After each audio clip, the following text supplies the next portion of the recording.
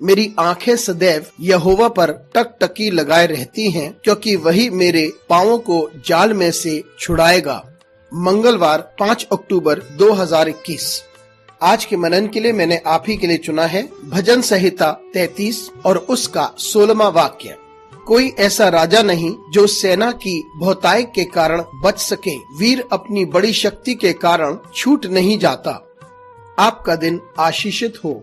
सेना की ताकत या उसका पराक्रमी होना उसे नहीं बचाता। आइए इस वाक्य पर मनन करते हैं। आज की सुबह का विषय है उसके द्वारा बचाए गए।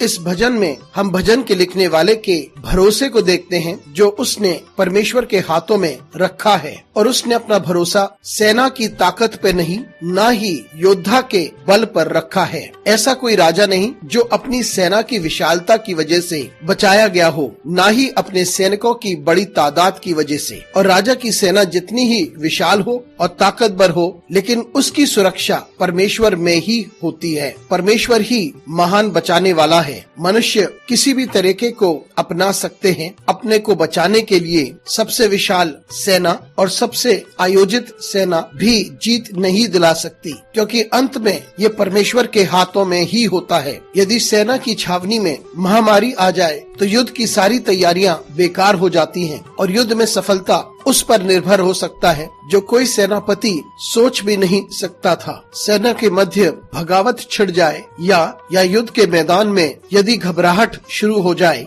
या भगदड़ मच जाए, इससे कुशल योजनाएं भी बेकार हो जाती हैं। या हो सकता है ऐसी सेना चढ़ाई करे जिसके बारे में तैयारी नहीं थी। आंधी तूफान भी सेना को हताश कर सकती हैं और उस युद्ध की सारी योजना बेकार हो सकती है। एक अत्यंत बलशाली व्यक्ति जो शरीर में बहुत बड़ा था, गुलायत के समान, अपनी सेना को बचा नहीं पाया। विजय सिर्फ ताकत से नहीं आती, क्योंकि वह विशाल और बलशाली है। विजय होने के लिए बहुत सारी चीजों की आवश्यकता है और परमेश्वर ही इन्हें संयोजित करता है, और सिर्फ बल के द्वारा ये हासिल नहीं हो पाती। मित्रों, हमें भी ये समझनी चाहिए कि विजय सेना की ताकत पर, ना ही योद्धा की सामर्थ्य पर निर्भर होता है। हमारे विजय के लिए हमें बहुत सारी चीजों की जरूरत है, बहुत सारी परिस्थितियों की जरूरत है, और सिर्फ परमेश्वर ही उसे संभव कर सकता है। मनुष्य के लिए ये असंभव है, लेकिन परमेश्वर ही हमें विजय दिलाता है। समय समय पर हमें